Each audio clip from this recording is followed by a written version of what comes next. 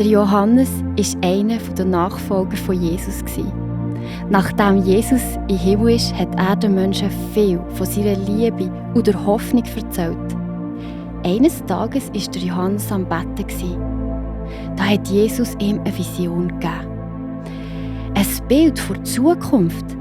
Er hat wie in einem Traum gesehen und gehört, was Gott eines Tages mit der Welt wird tun. Gott hat ein Versprechen gegeben, dass die Menschen, die an ihn glauben und ihn ehren, immer von ihm beschützt werden. Und er hat der Johannes im gleichen Traum gesehen, wie der Himmel wird aussehen. Er hat fest staunen. Der Himmel wird einfach wunderbar. Alles hat so wunderschön und perfekt ausgesehen. Der Johannes hat auch gesehen, dass es im Himmel den Menschen immer wird gut gehen.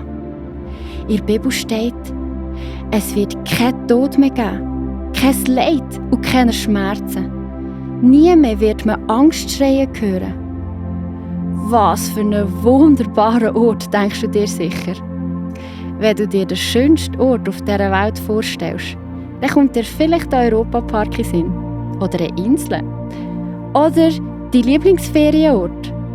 All das sind schöne Orte. Aber der Himmel, der wird noch so viel grossartiger und besser sein. Der Johannes hat in dieser Vision weitergesehen und gehört, dass Jesus eines Tages auf die Erde wird zurückkommen. Und dass alle, die an Jesus glauben, einst die Ewigkeit mit ihm an diesem wunderbaren Ort im Himmel verbringen dürfen.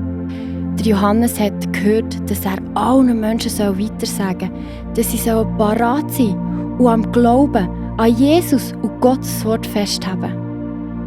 Darum hat er die ganze Vision aufgeschrieben, so dass wir das alles noch manches Jahr nachdem es passiert ist, in der Bibel lesen können. Und so können wir uns immer wieder erinnern, dass Gott der perfekte Himmel für die Ewigkeit am Vorbereiten ist.